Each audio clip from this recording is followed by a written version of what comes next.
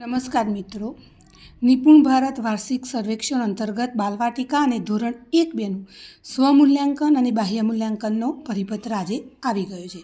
અરવલ્લી જિલ્લાની અંદર આપણે ડાયટમાંથી પરિપત્ર મુજબ આપણે તારીખ 1/3/26થી 10/3 સુધી આપણે આ કાર્યવાહી કરવાની રહેશે.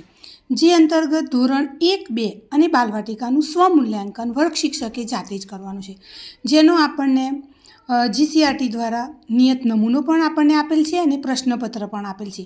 તે જ પ્રશ્નપત્રનો આપણે અહીંયા ઉપયોગ કરીશું અને દરેક બાળકનું વ્યક્તિગત મૂલ્યાંકન કરીશું. ત્યારબાદ આ મૂલ્યાંકનને આપણે ડેટા એન્ટ્રી પણ કરવાની છે, જે પોર્ટલ ઉપર આપણે તેને માર્ક અપલોડ કરવાના છે. ત્યાર પછી માર્ચ માસની અંદર આપણે આપણા વર્ગની મુલાકાતે બાહ્ય મૂલ્યાંકનકાર આવશે કે આપણું મૂલ્યાંકન અને એના મૂલ્યાંકન વચ્ચે વેરિએશન તો નથી ને. સાધન સામગ્રીની વાત કરીએ તો આ ઉપકરણમાં આપણને જે મૂલ્યાંકન શીટ આપી છે અને પ્રશ્નપત્ર જે GCRT દ્વારા તૈયાર કરવામાં આપેલું છે તે નિયત નમૂનાનો જ આપણે ઉપયોગ કરીશું. તે અંતર્ગત જોઈએ તો કે પહેલાં આપણે બાલવાટિકાની વાત કરીશું કે બાલવાટિકાની અંદર ગણિતની અંદર અહીંયા આપણને પેપર પણ આપેલું છે. તે અનુસાર આપણે બાળકોનું વ્યક્તિગત કાર્ય કરાવવાનું રહેશે. અહીંયા નિયત નમૂનો પણ આપણને આપેલો છે. તે મુજબ આપણે અહીંયા તેના ગુણ મૂકીશું કે 5 ગુણની અંદર બાળકોને આપણે એકને વ્યક્તિગત રીતે બોલાવીશું.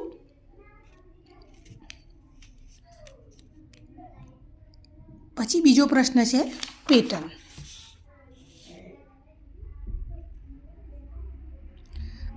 આ આપણે દરેક બાળકને વ્યક્તિગત મૂલ્યાંકન કરવાનું રહેશે. પછી છે ગુજરાતી. ગુજરાતીની અંદર બાલવાટિકાના બાળકોને સામૂહિક રીતે અહીંયા ઘણા શબ્દો પણ આપેલા છે, જેને શ્રુતલેખન કરાવવાનું છે. હું બોલું તે શબ્દ લખો. જો બાળક સારી રીતે લખી શકે તો તેને આપણે 1 ગુણ આપીશું કે શબ્દ એવો લખેલો હોવો જોઈએ, વાંચતા સ્પષ્ટ સમજાય.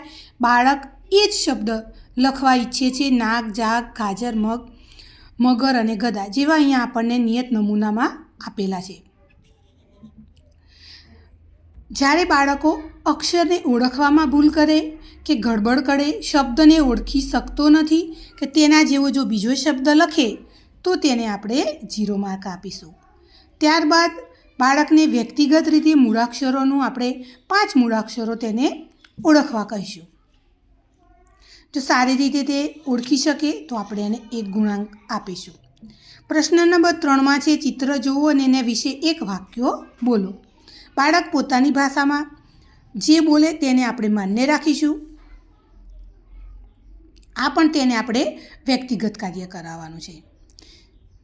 આ માટે એને આપણે બોર્ડ બુક કે કોઈ પણ ફ્લેશ કાર્ડનો ચિત્રનો પણ આપણે એમનો ઉપયોગ કરી શકીશું. ત્યારબાદ અહીંયા 2 શબ્દો આપેલા છે અને સામે ચિત્ર આપ્યું છે. મગરનું ચિત્ર આપેલું છે. ગાગર અને મગર 2 શબ્દો આપેલા છે. બાળક ચિત્ર જોવે અને એમાંથી તે પોતાનો સાચો શબ્દ શોધશે. તે જ રીતે બાલવાટિકા પછી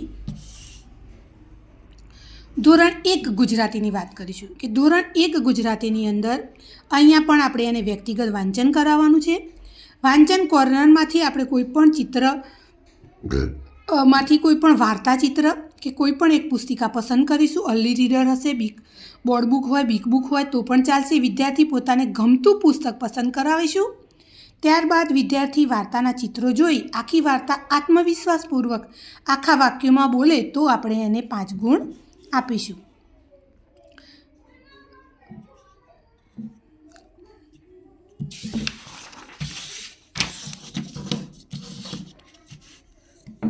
ત્યારબાદ વાર્તા કવિતા વાંચતી વખતે અક્ષરના આકાર અને ધ્વનિ સાથે જાગૃતતા દર્શાવે અને લખાતી વખતે તેનો ઉપયોગ કરે છે કે નહીં.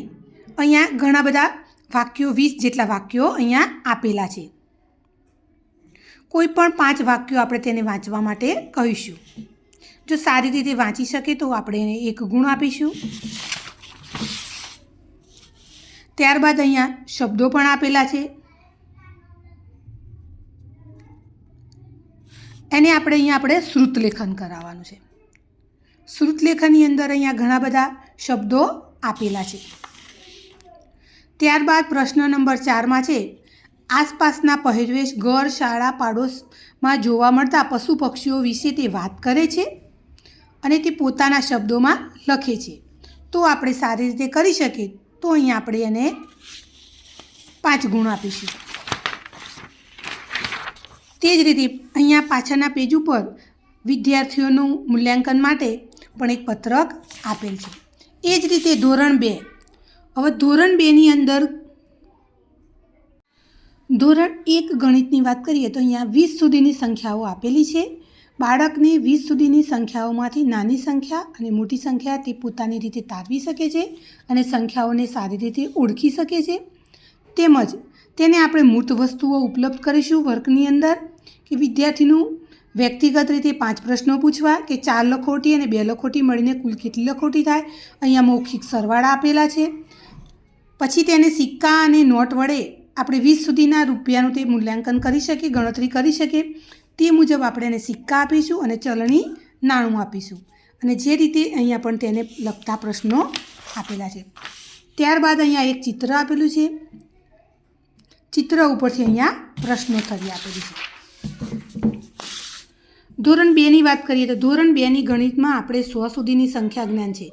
3 સુધીની સંખ્યાઓમાં તે સૌથી નાની સંખ્યા, સૌથી મોટી સંખ્યા, અહીંયા નીચે પણ સંખ્યા આપણને આપેલ છે. તેમાંથી કઈ સંખ્યા મોટી છે, કઈ સંખ્યા નાની છે. અહીંયા 3, 6 અને 8નો ઉપયોગ કરી બાળકને આપણે વ્યક્તિગત રીતે સંખ્યા બનાવવાનું કહીશું અને તે સંખ્યા બનાવ્યા પછી તેમાંથી સૌથી નાની અને સૌથી મોટી કરાવીશું. પ્રશ્ન નંબર 2 છે, તે પણ આપણે એનું વ્યક્તિગત મૂલ્યાંકન કરીશું, કે સરવાળા અને બાદબાકી અને ભાગાકાર. જે આપણે આ સત્રની અંદર બાળકોને ભાગાકાર પણ આપણે આવી ગયા છે. આ નિષ્પત્તિઓનો ઉપયોગ કરી અહીંયા ઘણા બધા કોયડા ઉકેલના પ્રશ્નો આપેલા છે. તેમાંથી આપણે તેનું વ્યક્તિગત મૂલ્યાંકન કરી અને એનું ગુણાંકન કરીશું. પછી છે સામૂહિક. શિક્ષક સૌપ્રથમ 1-2 સંખ્યાઓ જાતે બોલી અને બોર્ડ ઉપર અંકોમાં લખી વિદ્યાર્થીઓને સમજાવવું. એ રીતે સ્લેટ અથવા કાગળમાં પણ આપણે તેને સંખ્યાઓ લખાવીશું. સંખ્યાઓ 101 થી 999 વચ્ચેની 2 સંખ્યાઓ બનાવવી. 2 અંકોની સંખ્યા એકમમાંથી 0 હોય અને 3 અંકની સંખ્યામાં દર્શાવી 0 હોય તેવી એક સંખ્યા લખાવાની. પ્રશ્ન નંબર 4 છે, તે પણ આપણે સમૂહમાં લઈ શકીશું.